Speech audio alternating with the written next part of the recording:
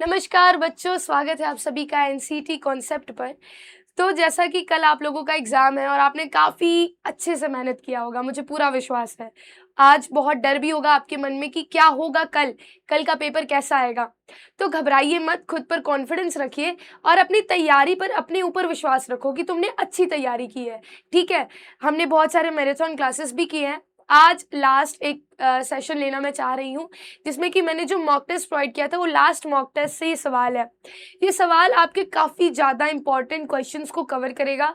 I hope कि ये सवाल आप देखेंगे और आपको अच्छा लगेगा, ठीक है? बाकी all the very best to everyone. आप सभी एग्जाम को फोड़ कराओ, ठीक है? मेरी ढेर सारी शुभकामनाएं आपके साथ है। सबसे पहले तो 2026 में हमने क्या अचीव किया है, तो देख लीजिए आप। इस बार हमारे साथ 30,000 से ज़्यादा एस्पिरेंट्स जुड़े थे और हमने यूट्यूब पे फ्री क्लासेस भी चलाई, पीवाई की सॉल्यूशंस भी दिया, जैसे कि मैराथन क्लासेस भी हुई हैं ढेर सारी। इसके अलावा मॉक टेस्ट सीरीज भी चला था, कल परसों ही चला था। आप सभी को ये भी पता होगा, टाइमली अपडेट आपको मिलता रहा है, नोटिफिकेशन मिलता रहा है कि क्या क्या चेंजेस कर रहा है एनटीए, एडमिट कार्ड कब आया, जो भी नोटिफिकेशन थे वो टाइमली आपको यहाँ से मिलते रहे, ठीक है? इसके अलावा पूरा प्रॉपर गाइडेंस आपको यहाँ से मिला था। इस साल 30,000 से ज़्यादा बच्चे हमारे साथ जुड़े और मैं आशा करती हूँ कि आप सभी सजेस्ट करेंगे अपने जूनियर्स को हमारे इस इंस्टीट्यूट के बारे में कि आगे चल के वो भी अच्छा परफॉर्म करे अपने करियर के लिए, ठीक है? तो शुरू करते हैं, ज़्यादा टाइम ना लेते हुए मैं आप लोगों को सवाल कराती हूँ। ध्यान से देखिए सवाल क्या है। सबसे पहला सवाल जो है वो आता है कि who is credited as the who is credited with founding new determinism. So नवनियतिवाद जो है उसकी स्थापना का श्रेय किसे दिया जाता है?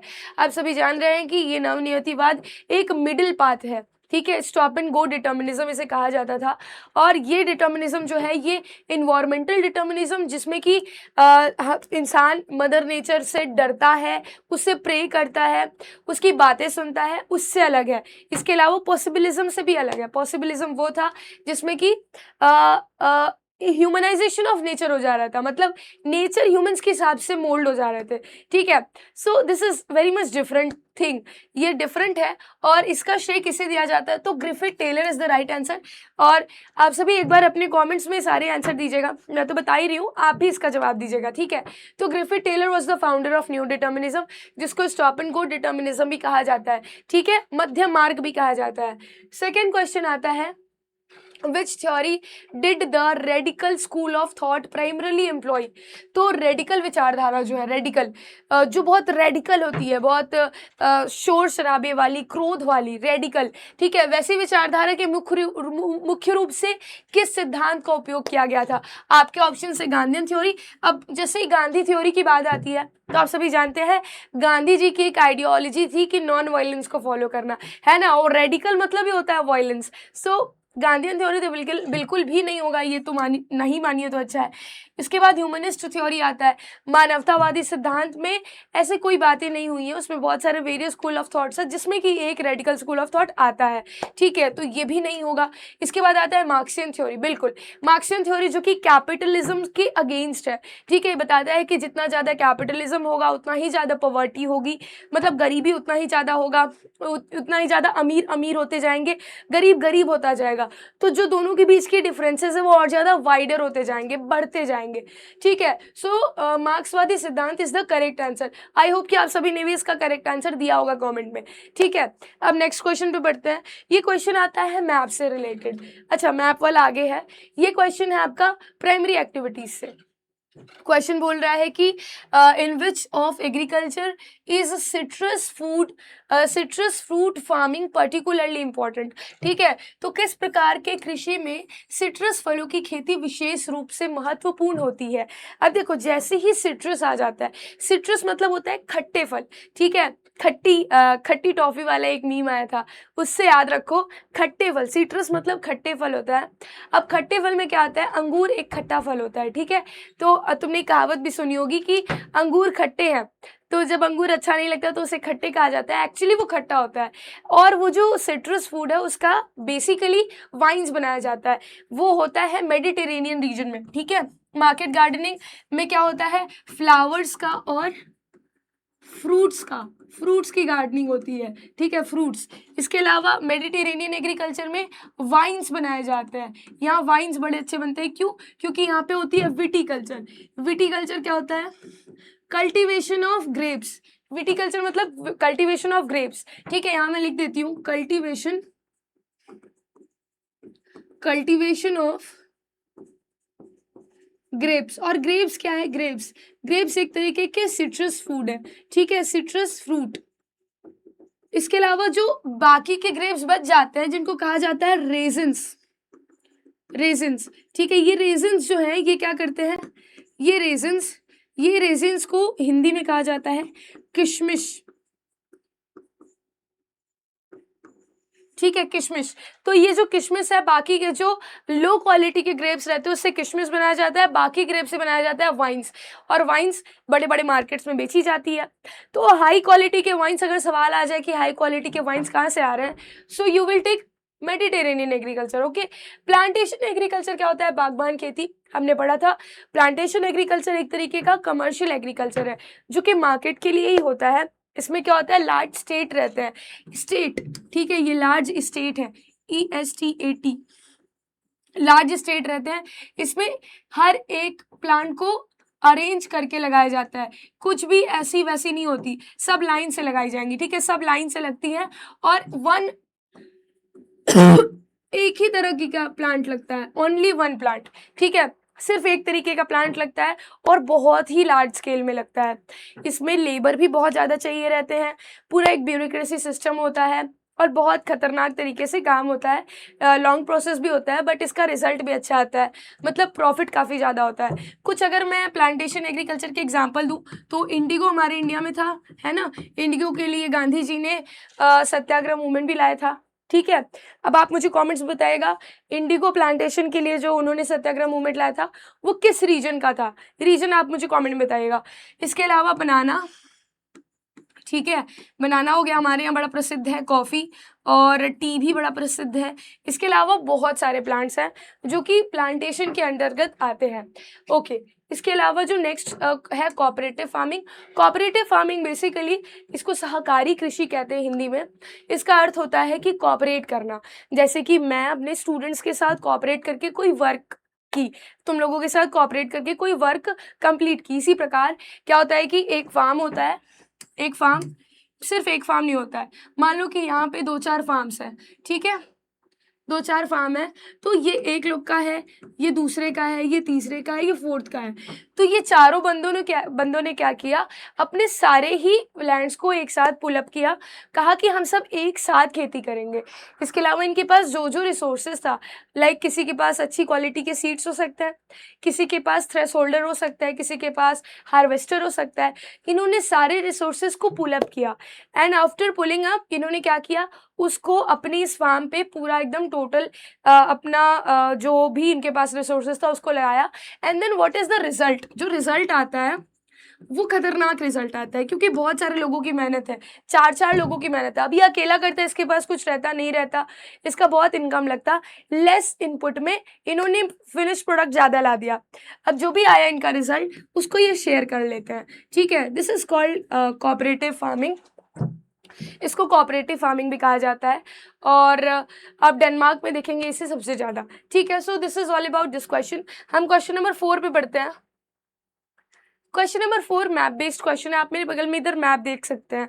ये जो मैप है ये रशिया यहाँ पे लिखा हुआ है, तो कुछ नहीं, मैप बेस्ड क्वेश्चन आया तो तुम एक बार मैप को पहले ध्यान से देखो, मैप कहाँ का है।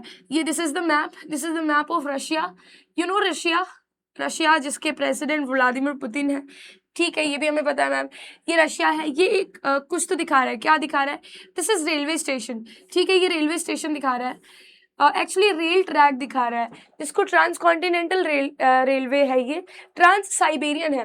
क्यों साइबेरियन इसका नाम है? इसका नाम साइबेरियन इसलिए क्योंकि इस रीजन को साइबेरिया कहते हैं, ठीक है, ये साइबेरिया वाला रीजन है। साइबेरिया वाले रीजन की खासियत पता है क्या है? साइबेरिया वाले रीजन में बड़ी बर्फ पड़ती है, इतनी बर्फ के यहाँ रहना मुश्किल है, लेकिन यहाँ पे रेलवे इन्होंने बना दिया है। खैर इससे अलावा एक चीज़ और जो एग्जाम के पर्सपेक्टिव में आ सकता है कि साइबेरिया में एस्किमोस पाए जाते हैं। एस्किमोस, इसके अलावा रेंडियर्स। एस्किमोस एक तरीके का ट्राइब है एंड रेंडियर्स जो है वो एनिमल है। सो रेनडियर्स यहाँ पे डोमेस्टिकेटेड एनिमल्स है। रेनडियर्स आपने सेंटा क्लॉज में भी देखा होगा, जो सेंटा आते हैं तो जो आगे घोड़े के टाइप के रहते हैं ना, उनके रथ को पकड़े हुए, तो वो घोड़े नहीं होते, वो दरअसल रेनडियर्स होते हैं। सो आपके एग्जाम में पूछा जाएगा कि रेनडियर्स कहाँ बेसिकली पाए जाते हैं, तो आप लगाएंगे साइबेरिया, अगर ऑप्शन में आए तो साइबेरिया, नहीं तो रशिया आप लगाएंगे।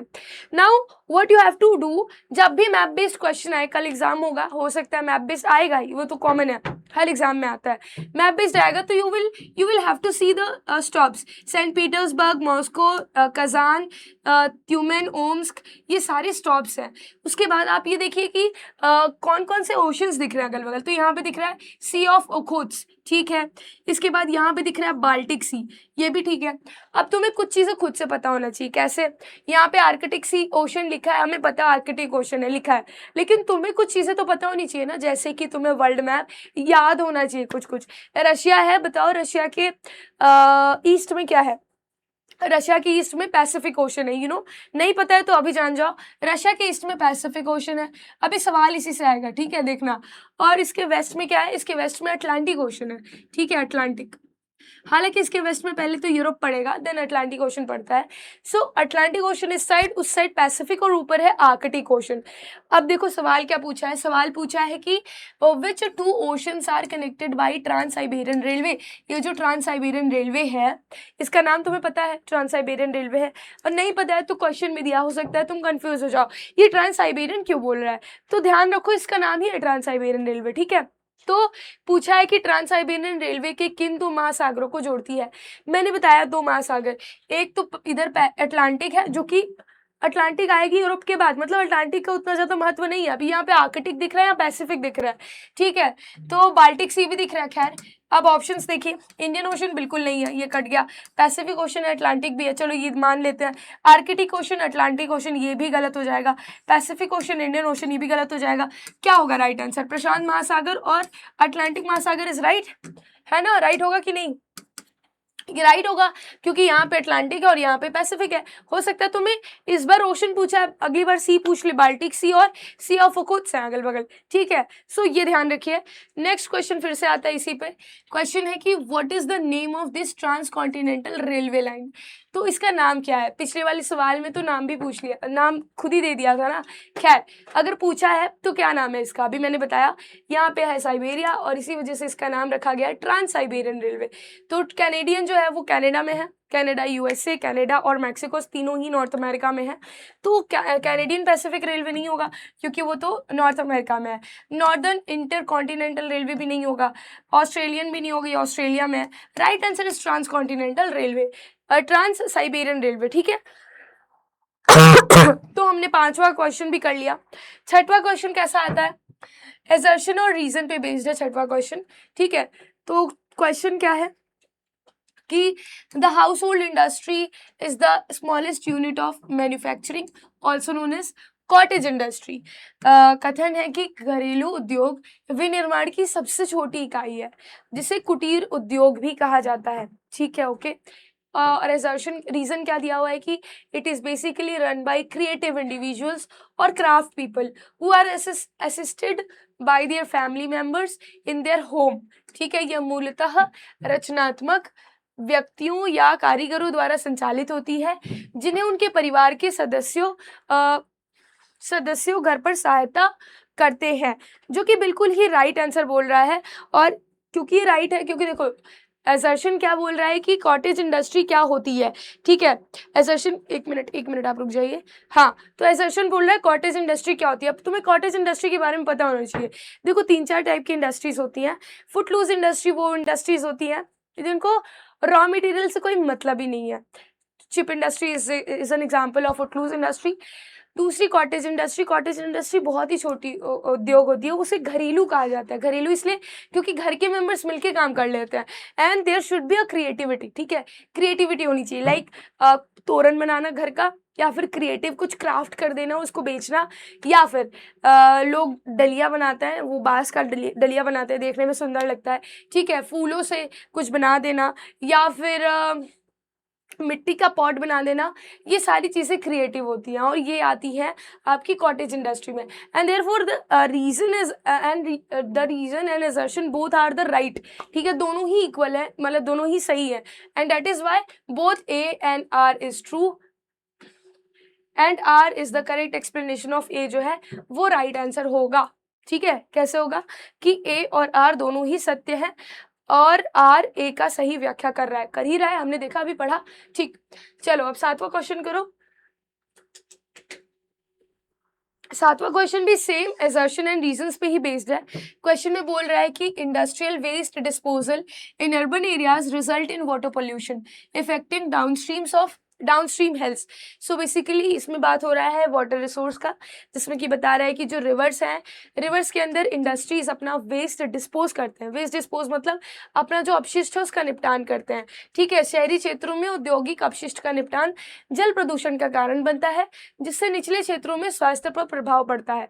तो जब इंडस्ट्रीज से जो भी वेस्ट है वो रिवर्स में जाएगी, जब रिवर्स का स्लोप जिस तरफ है, जब रिवर और साउथ में जाएगी, स्लोप की तरफ ढलान में जाएगी, तो जो साउथ में जो पड़ेंगे शहर, वहाँ पे ज़्यादा नुकसान पड़ता है। एक रीज़न ये असर्शन था, रीज़न है कि urban areas in India have inefficient waste collection system with some cities collecting only 30 to 50% of the waste generated. भारत के शहरी क्षेत्रों में अपशिष्ट संग्रहण प्रणाली अक्षम है, जहाँ कुछ शहरों में केवल 30 से 50% कचरा ही एकत्र किया जाता है। ठीक है, ये जो है ये इसका एक रीजन नहीं हो सकता है।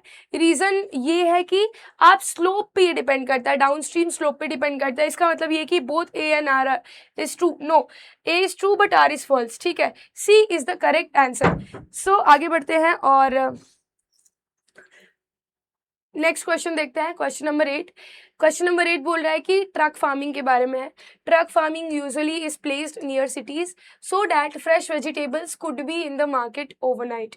तो ट्रक फार्मिंग सामान्यतः शहरों के पास की जाती है ताकि ताजी सब्जियां रातों रात बाजार में पहुंच सके। ये तो बिल्कुल सही चीज़ है, ये मैं बताती हूँ क्या होता है ट्रक फार्मिंग। यहाँ पे है मार्केट, ठीक है, दिस इज मार्केट, और यहाँ पे है आपका रॉ मटेरियल का वो जो भी एग्रीकल्चर वाला रीजन है। अब एक रात में एक ट्रक कितनी दूरी तक जा सकती है? ठीक है, एक रात में एक ट्रक को कितना दूरी लगता है पहुंचने में, यही होगा एक रात में एक ट्रक कितनी दूरी लेता है, कितना टाइम लेता है पहुंचने में, वहीं पे ये दोनों ही सेटअप होंगे। ठीक है, इसका मतलब यही है कि या तो हम एग्रीकल्चर को शिफ्ट करें या मार्केट को शिफ्ट करें। अगर ट्रक फार्मिंग और ज़्यादा दूर हो रही है, एक रात से ज़्यादा समय लगा रही है, तो एक रात का समय इसलिए ही दिया जाता है ताकि जो भी फ्रेश वेजिटेबल्स है वो मार्केट तक जल्दी से पहुंच जाए। नहीं तो वो फ्रेश नहीं रह पाएंगी ना, फिर उनकी जो फ्रेशनेस है वो चली जाएगी, और जब फ्रेशनेस चली जाएगी फिर दिक्कत होगी।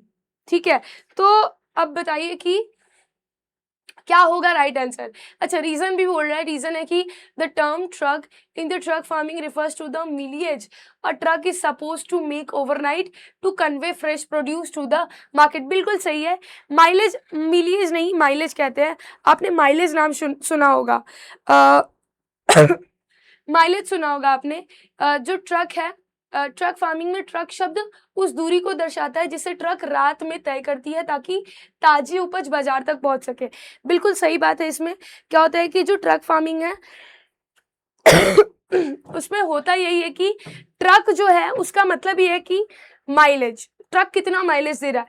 खैर, जब ट्रक का मतलब माइलेज है, लेकिन बेसिकली यहाँ पे ट्रक एक ट्रक के ही रूप में इस्तेमाल हो रहा है। कैसे, मैंने यहाँ पे बताया तुम्हें कि एक ट्रक कितना समय ले रही है, this is a truck.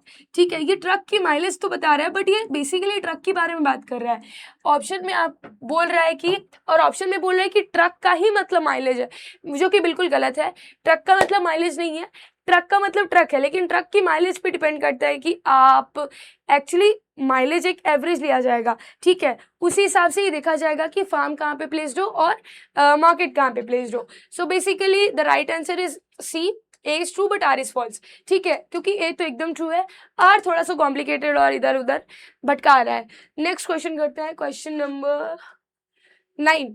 Question number 9 फिर से असर्शन एंड रीजन पे है। असर्शन है कि retail trading has become more diversified with the rise of non store retailing methods. गैर दुकानदार खुदरा विधियों के बढ़ने के साथ खुदरा व्यापार अधिक विविधता पूर्ण हो चुका है, ठीक है। और उसके बाद रीज़न है कि non store retailing method include street peddling, hawkers truck, door to door sales, mail order, telephone, automatically vending machine and internet relating. अच्छा, तो आपसे बता रहा है कि रिटेल ट्रेडिंग क्या होता है और नॉन स्टोर रिटेलिंग क्या होती है, यही आपसे बेसिकली बोला जा रहा है। तो इसमें बोला जा रहा है कि जो रिटेल ट्रेडिंग है वो बहुत ज़्यादा डाइवर्सिफाइड हो गया, बहुत बदल गया है, बहुत ज़्यादा चेंजेस आ गया है। इसमें नॉन स्टोर रिटेलिंग मेथड्स भी जुड़ गए हैं। नॉन स्टोर रिटेलिंग मेथड कि हमें दुकान पर ना जाना पड़े, सामान अपने आप हमारे घर पे पहुंच जाए और हम होलसेल शॉपिंग नहीं कर रहे हैं, रिटेल शॉपिंग ही कर रहे हैं। रिटेल मतलब जैसे तुम अपने घर के बगल में निकलते हो, कुछ एक दो दुकानें होंगी, वहाँ से कुछ कुछ सामान जाके ले लो। होलसेल में थोक में हमें सामान लेना पड़ता है। तो यहाँ पे ये बोल रहा है कि रिटेल ट्रेडिंग अब इतना डिवर्सिफाइड हो गया है कि हम बिना दुकान जाए भी रिटेल ट्रेडिंग करते हैं, जो कि बिल्कुल राइट है। फ्लिपकार्ट, मीशो, ब्लिंकिट, ये सारी चीज़ें इसी के लिए तो बनी है ना। देखो यहाँ पे इंटरनेट रिटेलिंग भी है, स्ट्रीट पैडलिंग भी एक अच्छा एग्जाम्पल है।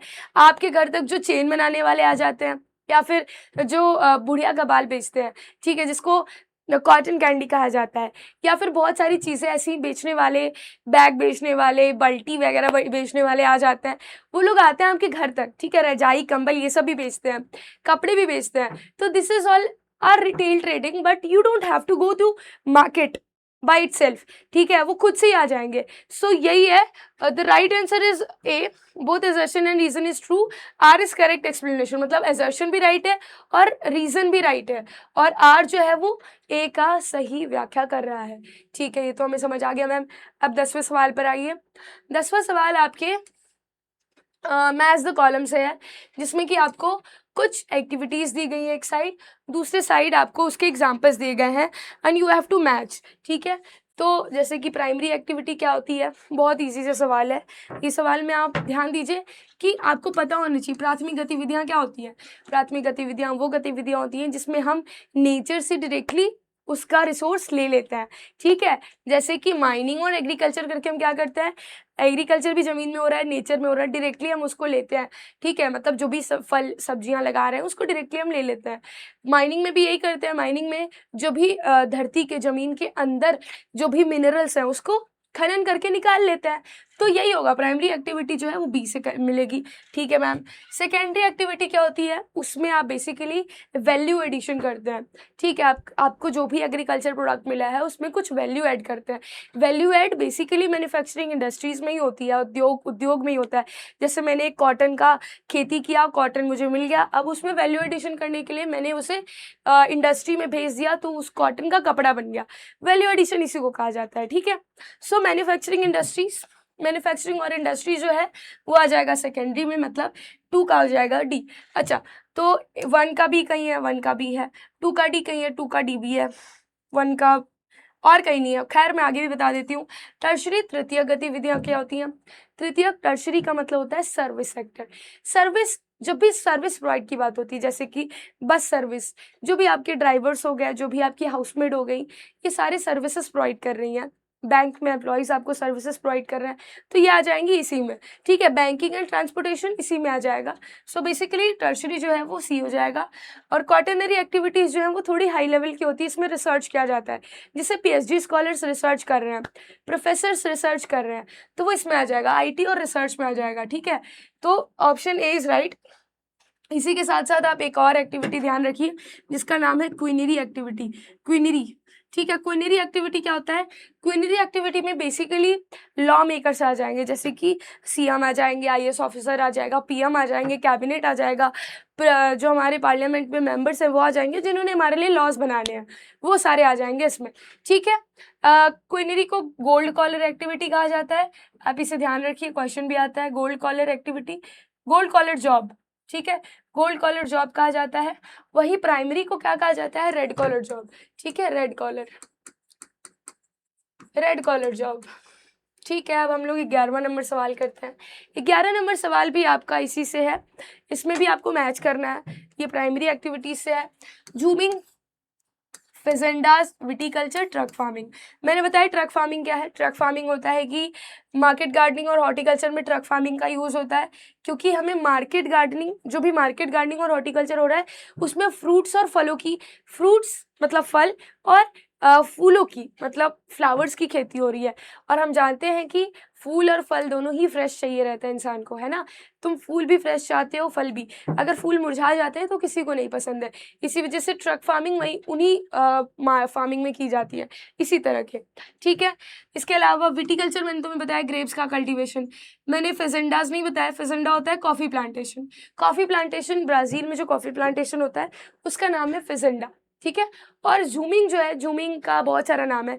जूमिंग का नाम मिल्पा है, जूमिंग का नाम शिफ्टिंग कल्टीवेशन है, जूमिंग का नाम स्लैश एंड बर्न एग्रीकल्चर है, जो कि मिड लैटिट्यूड्स में, बेसिकली इक्वेटर वाले रीजन्स में, हाई लैटिट्यूड्स, एक्सट्रीम लैटिट्यूड्स में आपको बेसिकली मिलेंगे। आज भी नोमैडिक पीपल वो करते हैं, जूमिंग करते हैं प्रैक्टिस। ठीक है। सो स्लैश एंड बर्न जो है वो एक प्रिमिटिव सब्सिस्टेंस एग्रीकल्चर का टाइप है। सो ये this is the right answer. A का होगा 4, ए का 4 यहाँ पर है और ए का 4 यहाँ भी है, मतलब सी और ए को काट देते हैं। फेजेंडास का होगा ए, मतलब बी का 1, बी का 1, बी का 1। चलो ये तो कटा, ये तो ये राइट होगा, है ना। डी राइट होगा। अब इसमें मिला लीजिए सी का 2, सी का 2, डी का 3, डी का 3। ठीक है। सो डी ऑप्शन इज करेक्ट। और मुझे ये पूरा विश्वास है कि आपको भी आ रहा होगा। और आप मुझे पॉज कर लिया करो, फिर कमेंट्स में मुझे आंसर दे दो, तो मुझे पता चले कि बच्चों आपकी तैयारी कैसी है। ठीक है। तो मुझे आंसर ज़रूर बताना तुम सब, मैं वेट करूँगी आपके जवाबों की।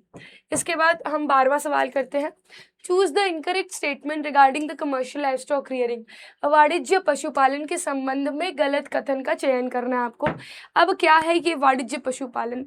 देखो, कमर्शियल लाइवस्टॉक रियरिंग में होता बेसिकली क्या है, कमर्शियल लेवल पे जो पशुपालन कर रहे हैं वो कमर्शियल लेवल पे कर रहे हैं। जब भी तुम ये नाम सुनो कमर्शियल, कमर्शियल के नाम से तुम एक चीज़ ध्यान रखो, कमर्शियल मतलब होता है मार्केट ओरिएंटेड है, मार्केट से रिलेटेड है, उनको मार्केट चाहिए। ठीक है। मार्केट के लिए सब कुछ कर रहे हैं। तो ये लाइव स्टॉक रियरिंग करते हैं। इसमें क्या होता है, commercial livestock rearing associated with western culture. Okay. Pearls form to regulate the grazing, move from one place to another depending, बिल्कुल गलत है ये। When the grass of one parcel is grazed, animal are move to another parcel, ये बिल्कुल सही है। So basically आप ए को टिक करेंगे। एक मिनट।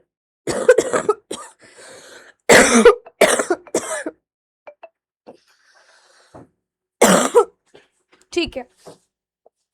देखो, आप जब ए को टिक करेंगे तो आप देखेंगे कि ये वाला राइट आंसर बोल रहा है और ये व्हेन द ग्रास, ये भी राइट है, ये दोनों ही राइट है।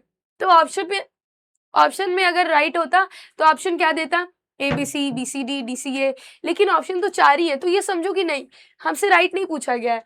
अब देखो, जैसे मैं कंफ्यूज हुई, तुम भी ऐसे कंफ्यूज हो सकते हो। क्या यहाँ पे क्या लिखा है, इनकरेक्ट। ठीक है, गलत।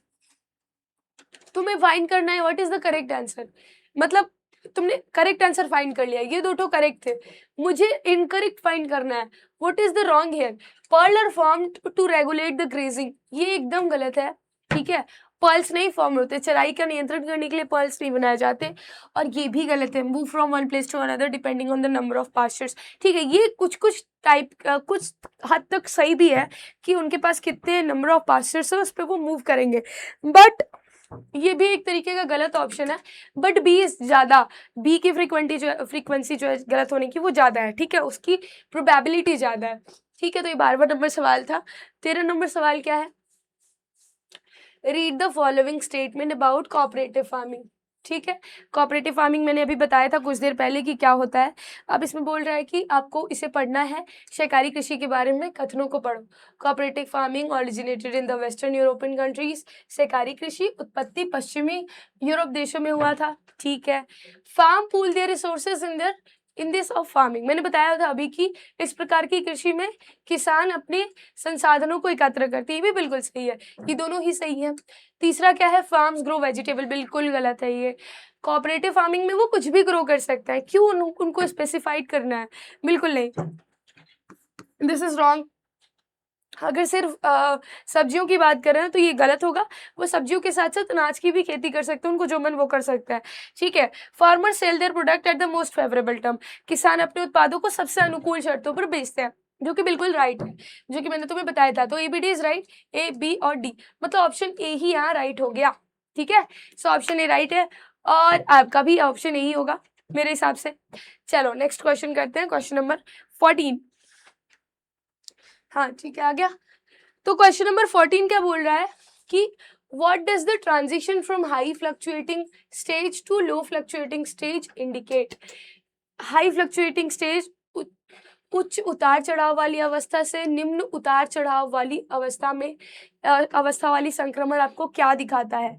ऑप्शन है कि shift from urban industrial economy to rural agrarian economy, शहरी औद्योगिक अर्थव्यवस्था से ग्रामीण कृषि अर्थव्यवस्था की ओर प्रस्थान करना, जो कि गलत होगा। Shift from rural agrarian economy to urban industrial economy, जो कि बिल्कुल सही है। ग्रामीण कृषि अर्थव्यवस्था से शहरी औद्योगिक अर्थव्यवस्था की ओर परिवर्तन ही करेक्ट आंसर है। ठीक है, low birth to death rate, अच्छा इसमें फ्लक्चुएशंस की बात कर रहा है।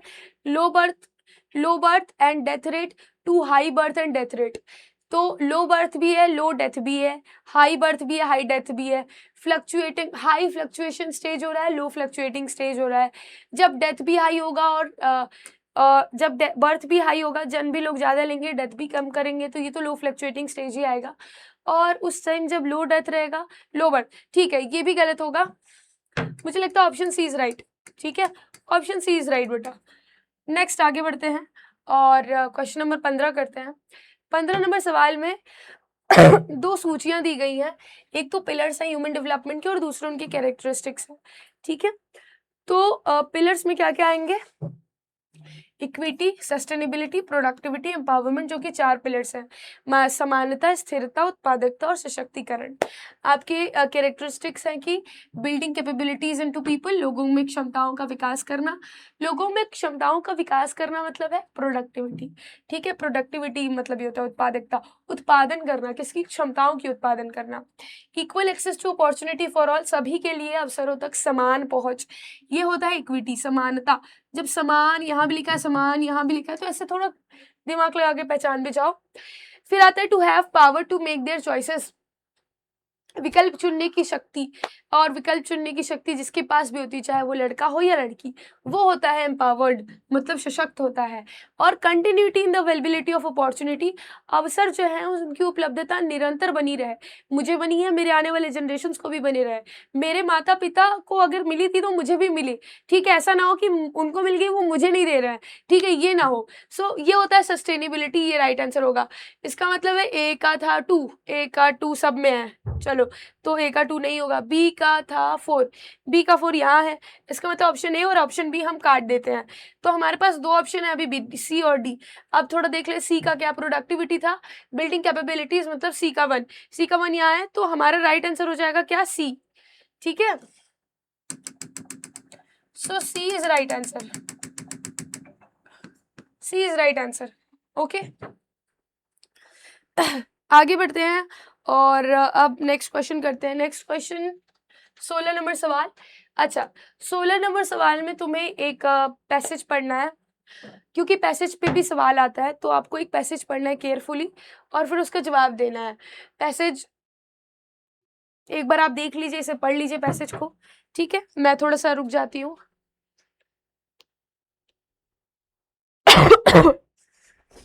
और अब ये वाला पैसेज पढ़ लीजिए, हिंदी में भी इसे पढ़ लीजिए।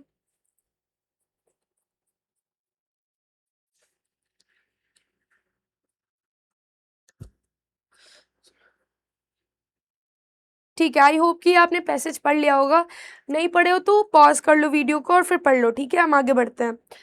तो जब आप पैसेज पढ़ते हैं तो आपको कुछ सवाल करने रहते हैं पैसेज से। पैसेज में क्वेश्चन है कि Dharavi is compared with which one of the following, Dharavi की तुलना निम्नलिखित में से किससे की जा रही है। तो तुम या तो जाओ यहाँ पे ढूंढो किससे की जा रही है, या फिर पहले ऑप्शंस पढ़ो। पहले ऑप्शंस पढ़ा जाता है, हम पढ़ रहे हैं low quality of residence of Kolkata, Delhi slum area, झुग्गी झोपड़ी of Mumbai, Victoria London east and.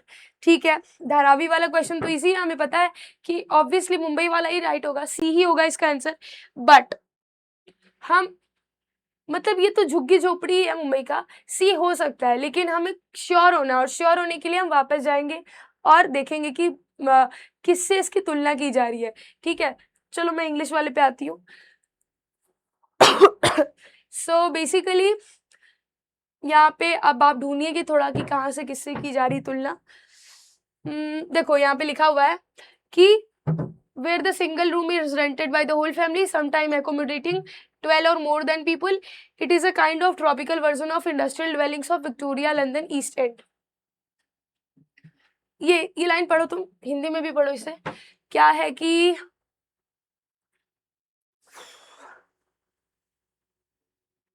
अब हिंदी वाला कहाँ चला गया। हाँ, तो जिसमें कभी कभी 12 या उससे ज्यादा लोग रहते हैं। यह विक्टोरियन लंदन के ईस्ट एंड की औद्योगिक बस्तियों का एक ही उष्णकटिबंधीय रूप है। ठीक है, मतलब ट्रॉपिकल रूप है। इसका मतलब है कि आप ये जान रहे हैं कि जो विक्टोरिया है वो ट्रॉपिक्स पे नहीं है। विक्टोरिया कहाँ पे भाई, विक्टोरिया वाला रीजन, ये अगर 0 डिग्री है, मान लो ये 0 डिग्री है, 23.5 पे हमारा भारत है, मतलब ऐसे है कुछ, और यहाँ 23.5 ये साउथ है, ये नॉर्थ है। तो हम ये जानते हैं कि जो यूरोप है वो थोड़ा यहाँ पर है। ठीक है, यूरोप से ट्रॉपिक ऑफ कैंसर या ट्रॉपिक ऑफ कैप्रिकॉर्न क्रॉस नहीं कर रहे हैं, वो ऊपर है नॉर्थ में। तो ये ट्रॉपिक्स में नहीं है, ये ट्रॉपिक्स है। ठीक है, ये ट्रॉपिक्स है, और इसको हम इक्वेटोरियल रीजन में भी ला सकते हैं मुंबई को, क्योंकि ये इक्वेटर है, इक्वेटर का अपना प्रभाव है भाई। तो ट्रॉपिकल रीजन कहो, इक्वेटोरियल रीजन कहो, ट्रॉपिकल रीजन बेसिकली कहो। अब ये जो है विक्टोरिया, ये तो आर्कटिक में है, लेकिन इसमें बोला जा रहा है, सवाल में बोला जा रहा है कि ये जो रीजन है धारावी, जो कि आप जान रहे हैं मुंबई में है, स्लम है मुंबई का, वो इंडस्ट्रियल ड्वेलिंग है। विक्टोरिया जो कि लंदन में, उसके ट्रॉपिकल वर्जन है। ट्रॉपिकल मतलब जो ट्रॉपिक्स में रह रहे हैं उन उसका वर्जन है। जैसे इंग्लिश वर्जन, हमारी हिंदी मूवी का इंग्लिश वर्जन, या बॉलीवुड मूवी का साउथ इंडियन डब्ड वर्जन, तो साउथ इंडिया में वो डब्ड करके वो मूवी का वर्जन बना दिया गया है। उसी प्रकार विक्टोरिया जो है प्लेस, वहां पे भी ऐसा सिमिलर सिचुएशन है, उसी का ट्रॉपिकल वर्जन बेसिकली कहा जा रहा है। ठीक है, so what is the right answer, what is the right answer, मतलब यही इससे से सिमिलर किया जा रहा है, कंपेयर किया जा रहा है किससे, विक्टोरिया लंदन ईस्ट से। ठीक है, तो अब देखो, जो मैंने शुरुआत में बोला कि हमें तो पहले ही पता होगा मैम कि नहीं मुंबई ही हो सकता है, झुग्गी झोपड़ी ऑफ मुंबई, बिल्कुल गलत। तुम्हें खुद का कॉमन सेंस लगाने से पहले एक बार जाके देखना है, यू हैव टू रीचेक। ठीक है, मुझे पता था कि मोस्टली बच्चे वही जवाब देंगे, but answer is something different and you have to apply your mind in your answer, क्योंकि तुम क्लास 12th पास कर चुके हो and now you are giving exam for your college, university के लिए एग्जाम दे रहे हो, तो बहुत ईजी तो नहीं आएगा। अब सब लोग सोचते नहीं मैम वो है पैराग्राफ है तो बड़ा इजी होगा, नहीं है इजी। ठीक है, अब तुम्हें पता होना चाहिए ट्रॉपिकल रीजन क्या है, तभी तो तुम उसका ट्रॉपिकल रीजन की तरह है तो ऐसे कंपेयर कर पाओगे। ठीक है, चलो आई होप कि ये समझ आया। 17 नंबर सवाल देखो, which one of the following delicate item is produce in Dharavi. इसमें बोला जा रहा है कि कौन सा आइटम है निम्नलिखित में से कौन सी नाजुक चीज धारावी में बनाई जाती है। तो वाटर जग ग्लास, कांच के पानी का जग, वाटर ड्रिंकिंग ग्लास, पीने का पानी का ग्लास, सिरेमिक्स और पोट्री, मिट्टी के बर्तन, डेकोरेटिव फ्रेम्स और फोटोग्राफ, तस्वीरों के लिए सजावटी फ्रेम।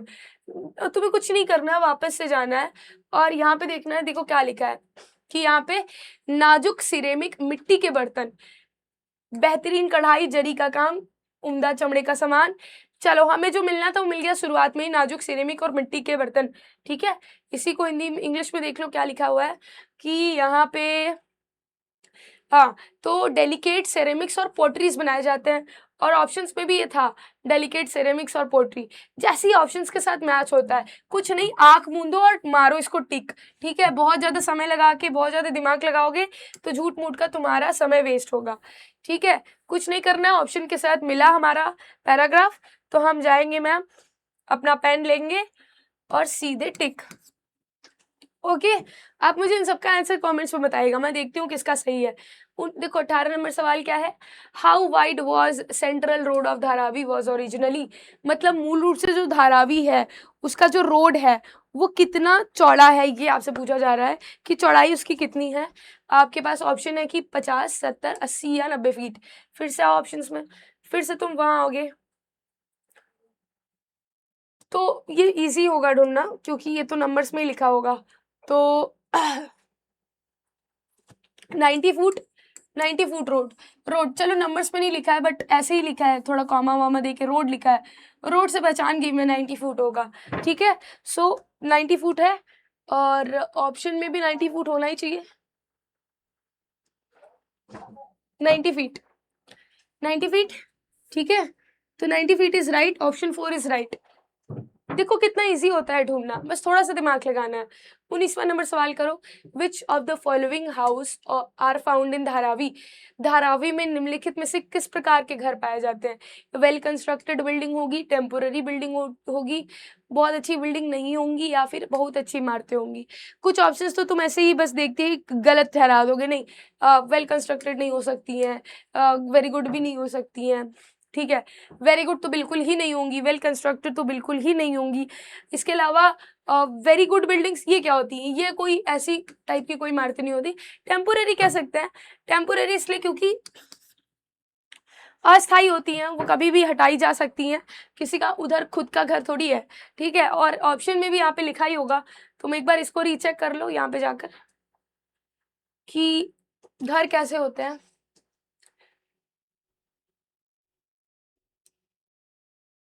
पर मुझे लग रहा है कि वही राइट आंसर है।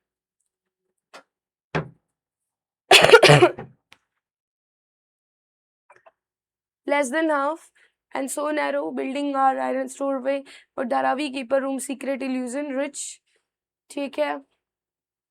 Shadowless treeless garbage stagnant where non-human creature are shine bat rate, some beautiful valuable useful articles are formed, ceramic बनाया जाता है, पॉटरी बनाया जाता है, मार्जिनलाइज्ड फाइंड वेस्ट है, produce by who is have to come, scheduled caste Muslim. Basically यहाँ पे लिखा गया कि शेड्यूल कास्ट और पुअर मुस्लिम्स रहते हैं, ठीक है।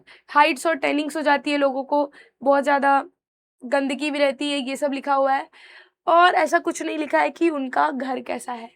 पेरी फेरी होता है, धारावी सेंट्रल मुंबई में है। और ठीक है, यहाँ पे नहीं लिखा हुआ है बेटा, ठीक है।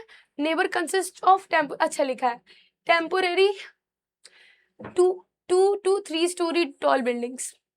आ गया, थोड़ा सा कॉमन सेंस लगाओगे तो खुद भी आंसर पता ही चल जाएगा, जैसे मुझे अभी पता चल गया। लेकिन अब यहाँ पे भी दिया रहता है, थोड़ा पढ़ना होता है, ठीक है। जैसे मैंने बहुत सारे इसके सवाल किए, मुझे धारावी के बारे में डिटेल पता है, इसलिए मुझे पता है कि इसका आंसर तो वही होगा, टेम्पोरेरी। लेकिन तुम्हें नहीं पता होगा, हो सकता है ना। और ऑप्शंस हो सकता है कि अगली बार धारावी ना देके कुछ और दे दे, तो एक बार रीड कर लिया करो पैसेज, ठीक है। इसका आंसर हो जाएगा फिर टेम्पोरेरी, जो कि मैंने बताया 19। अब 20वां नंबर सवाल कीजिए कि identify the correct statement about Indian ports. भारतीय बंदरगाहों के बारे में आपको पहचान करना है, और चलिए पहचान कीजिए। सबसे पहला ऑप्शन है कि Mumbai is a natural harbour and the biggest port of our country, जो कि बिल्कुल राइट है ना। मुंबई एक नेचुरल हार्बर है, तुम्हें पता है मुंबई खुद से बना हुआ था और इसी वजह से उसको और ज़्यादा डेवलप किया गया था ब्रिटिशर्स के द्वारा, ठीक है। दूसरा, जवाहरलाल नेहरू पोर्ट डिलीवर हुआ था ताकि कांडला पोर्ट का जो प्रेशर है उसे कम किया जा सके। कांडला बंदरगाह लिखा है, नहीं, वो जवाहरलाल नेहरू पोर्ट बनाया गया था ताकि वो मुंबई पोर्ट का जो प्रेशर है उसे कम कर सके, ठीक है। कोलकाता पोर्ट जो है वो रिवर हुगली पे 128 किलोमीटर अवे फ्रॉम द सी, ये भी बिल्कुल सही। कोलकाता पोर्ट एक इनलैंड पोर्ट है, 128 किलोमीटर सी के अंदर ही बनाई गई हुगली रिवर पे। विशाखापट्टनम इज अ लैंडलॉक्ड, ये भी राइट है। So A C D is right, A C D, option B is right, option B is right, ठीक है। ऑप्शन बी इज राइट बेटा, ठीक है। अब 21वां नंबर सवाल कीजिए, मैच द फॉलोइंग। हो सकता है कि मॉक में एक दो आंसर गलत दे दिए हो, तो माइंड मत कीजिएगा, थोड़ा इधर देख लीजिए आप, राइट आंसर यहाँ पे मिल जाएगा तुम्हें। और अगर गलत दिया हो तो एक बार मैच कर लेना। खैर ऑप्शन तो सही होगा, हो सकता है मिसप्रिंट में गलत दे दिया हो, ठीक है। चलो, match the list list 1 with list 2, क्योंकि अभी जो मैं बता रही हूँ वो एकदम करेक्ट है, उसके साथ कोई लापरवाही नहीं है। सूची 1 को सूची 2 से मिलान कीजिए। माइंस और रिफाइनरीज हैं, यहाँ सेंटर्स है। माइंस और रिफाइनरीज में आयरन और माइन है, कॉपर माइन है, ऑयल रिफाइनरी है, बॉक्साइट है। कॉपर हमें याद है, कॉपर राजस्थान के अलावा और कहीं नहीं मिल सकता है, खेती, मैकाल, दुर्ग और दिग्बोय। चलो तुम्हें खुद से करना है। ऑयल रिफाइनरी जो है, देखो दिग्बोय क्या है, एक दो इनकी रिफाइनरीज है, एक मार्केट बेस्ड है, एक फील्ड बेस्ड है। Digboi is a field based, oil refinery, ठीक है। दिग्बोई क्या है, एक फील्ड बेस्ड ऑयल रिफाइनरी है। इसके अलावा कॉपर माइन कहाँ पे है, कॉपर माइन मैंने बोला कि वहां पे है राजस्थान में, राजस्थान मतलब खेतरी हो जाएगा, खेतरी रीजन। दुर्ग में आ जाएगा बॉक्साइट, और आयरन ओर आ जाएगा मैकाल हिल में। ओ सॉरी, दुर्ग में तो आयरन ओर आना चाहिए नहीं, हाँ बिल्कुल दुर्ग में आयरन ओर आना चाहिए, और मैकाल हिल में आ जाएगा बॉक्साइट। सो ए का टू दो में है, चलो ये हम काट देते हैं। फिर आ जाएगा बी का 4, बी का 4 भी है, चलो ठीक है। ऑयल रिफाइनरी का 1, सी का 1, सी का 1। So option C is right, option C is right, option C is right, ठीक है, C is right. Next question करो, 22 नंबर सवाल। Which of the following does not apply to sugar industry, निम्नलिखित में से कौन सा कथन चीनी उद्योग पर लागू नहीं होता है, ठीक है, सवाल है नहीं, तो अब तुम्हें नहीं का जवाब देना है। वेट लूजिंग रॉ मटेरियल है, भार भटकाने वाला, भार घटाने वाला है, वेट लूजिंग है, ओके। यस बेसिकली ये वेट लूजिंग है, क्योंकि शुगर केन होता है ना, शुगर केन से शुगर बनता है, sugarcane is more heavier than sugars, तो शुगर जो है वो सस्ता, मतलब वो वेट वो लूज कर देता है, बहुत हल्का हो जाता है, ठीक है, तो ये एक तरीके का वेट लूजिंग है। इसके बाद दूसरा क्या है, Maharashtra produce more than 1/3 of the total sugar production of the country, क्या ये सच है, तुम्हें लगता है ऐसा कुछ होगा कि महाराष्ट्र जो है वो बहुत ज़्यादा प्रोड्यूस कर रही अच्छा, पहले हम सारे ऑप्शंस को देख लेते हैं, फिर हम पता कर लेंगे क्या राइट है कि the industries run through out the year equally, सबसे पहले ही गलत हो जाता है।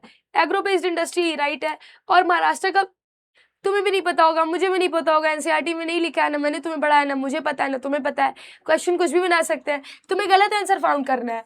इंडस्ट्रीज जो है वो इक्वली रन करती हैं थ्रू आउट द ईयर, ये गलत है बिल्कुल, इनका एक मौसम होता है, ठीक है, तो बेसिकली ये उसी पर्टिकुलर मौसम में, जैसे अभी जो मौसम चल रहा है गर्मी का, गन्ना ही गन्ना आ रहा है, गन्ने का जूस मिल रहा है तुम्हें, ये जो ये एक तरीके की कौन सी है, खरीफ क्रॉप है, ठीक है, तो खरीफ क्रॉप्स पे ही आएगी, वो हर टाइम नहीं आएगी। इसका मतलब यह है कि C is right, C is right, क्योंकि हमें गलत ऑप्शन फाइंड करना था, ओके।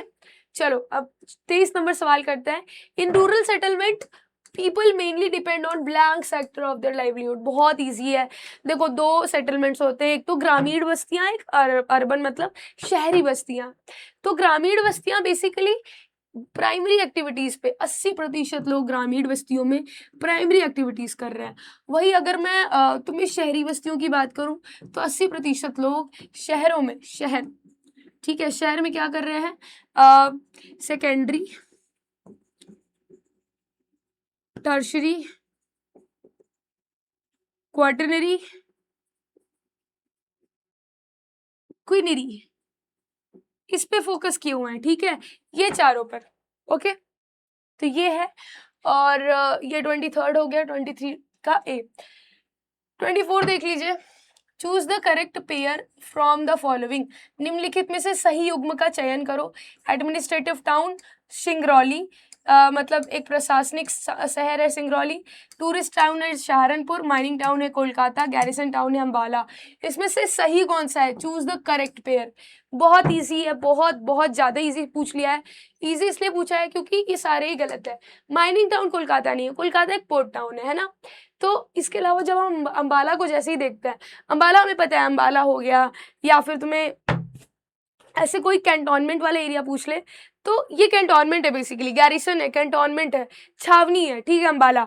तो ये क्या हो जाएगा, राइट आंसर हो जाएगा, बाकी सारे ही रॉन्ग हो जाएंगे। अगर तुम्हें राइट पता है तो रॉन्ग पे मत फोकस करो, अगर तुम्हें राइट नहीं पता है फिर जाओ ढूंढो कि ये सिंगरौली है कि नहीं, सहारनपुर है कि नहीं, कोलकाता है कि नहीं, तब देखो, ठीक है। अगर तुम्हें डायरेक्ट पता है तो डायरेक्ट टिक करो और आगे बढ़ो, ठीक है।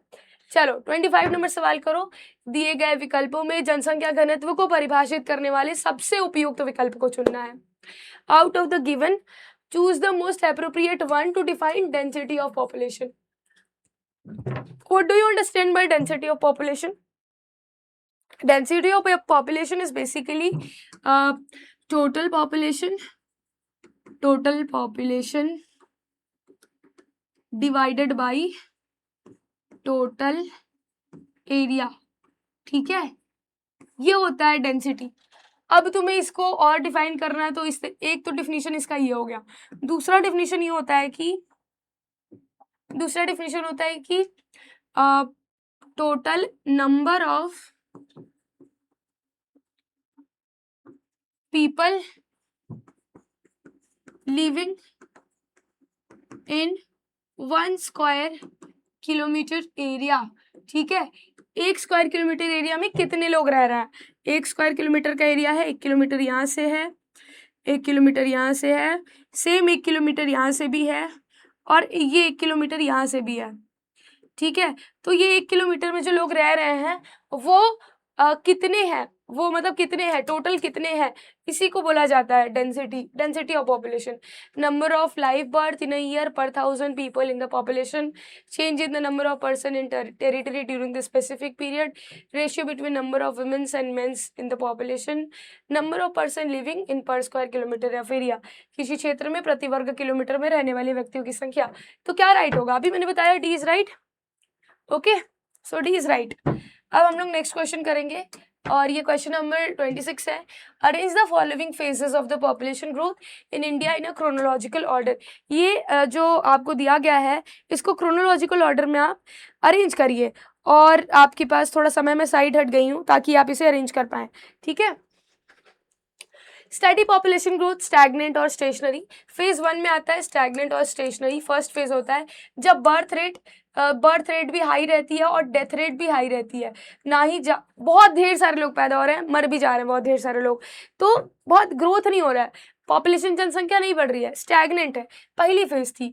फिर दूसरा फेज क्या होता है, धीरे धीरे स्टैग्नेंट स्थिर जनसंख्या वृद्धि होती है। क्यों होती है, बर्थ रेट तो हाई है और डेथ रेट थोड़ा सा नॉर्मल हो जाता है, धीरे धीरे होता रहता है, पर हो रहा है, अभी भी बहुत ज्यादा नहीं गिरा है काम, लेकिन हो रहा है, बहुत ज्यादा अब नहीं हो रहा है।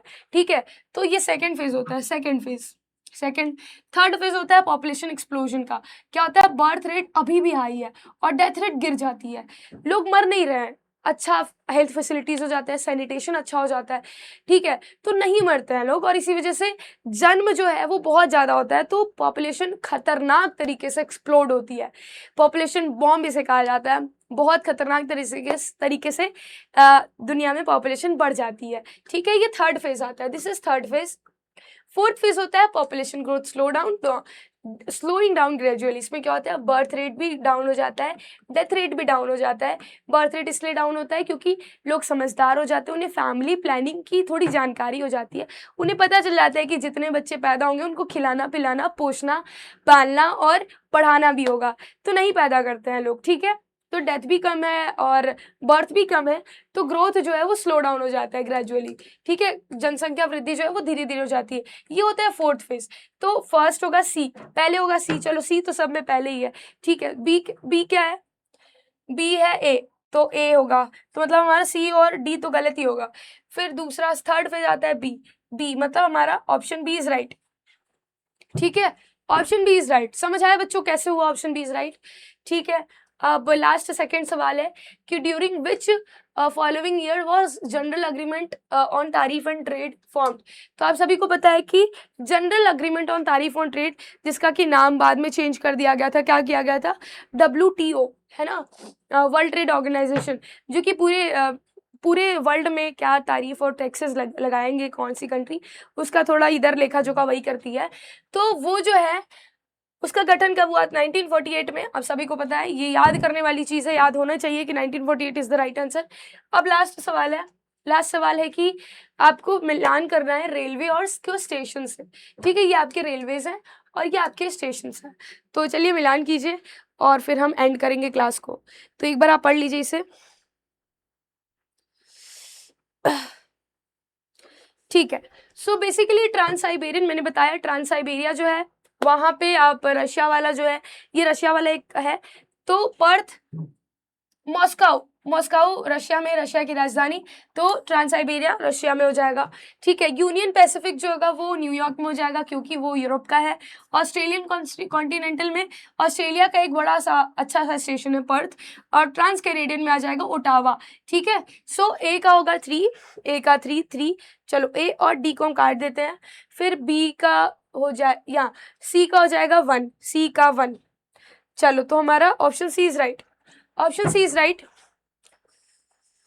हाँ, एक सेकेंड, तो ऑप्शन सी इज राइट। इसी के साथ हम एंड करते हैं क्लास को। और मुझे लगता है कि आपको क्लास काफ़ी ज़्यादा अच्छी लगी होगी, क्योंकि हमने 28 क्वेश्चन किए, 28 क्वेश्चंस के सभी के सॉल्यूशन भी किए, सभी को अच्छे से देखा, सभी को फिनिश किया। और अभी भी कोई डाउट है तो आप मुझसे पूछ सकते हैं, ठीक है।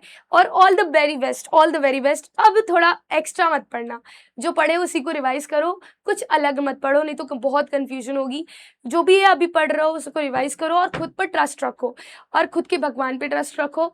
और पेपर देने जाना तो अपने माता पिता का चरण स्पर्श करके जाना ज़रूर, बहुत अच्छा रहता है, बहुत अच्छा रहता है, बहुत अच्छी फीलिंग आती है, ठीक है। और अच्छा कॉन्फिडेंस बिल्डअप होता है, को पॉजिटिव एनर्जी मिलती है उनसे। इसके अलावा ऑल द वेरी बेस्ट, और हो सकता है हम कल मिले तो हम लोग आपका जो क्या है आपका बनारस में अगर आया है यहाँ पे, तो मैं वहाँ पे रहूँगी, एनसीटी कंसेप्ट रहेगा, हम लोग मिलेंगे सभी बच्चों से, आप लोगों का इंटरव्यू भी लेंगे। तो मिलते हैं कल बच्चों, और ऑल द वेरी बेस्ट, आप सभी का पेपर अच्छा जाएगा। और अगर नहीं भी गया तो कोई गल नहीं है, ठीक है। या तो विन है या तो लर्न है, या तो हम सीखेंगे या तो फिर जीत जाएंगे, या तो सीख ही लेंगे, जो भी होगा अच्छा होगा, ठीक। सो ये हमारा सिलेक्शन हमारा कोर्स है, जो कि अब तुम्हें ज़रूरत नहीं है, बट तुम्हारे जूनियर्स को ज़रूरत पड़ सकती है। तो उन्हें बताना कि हमारे कोर्स के बारे में, और वो अगले साल आए। अगर आपको अच्छा लगा है तो उन्हें भी अच्छा लगेगा, उनका भी फ़ायदा होगा, ठीक है। ठीक है, ओके, टाटा, थैंक यू।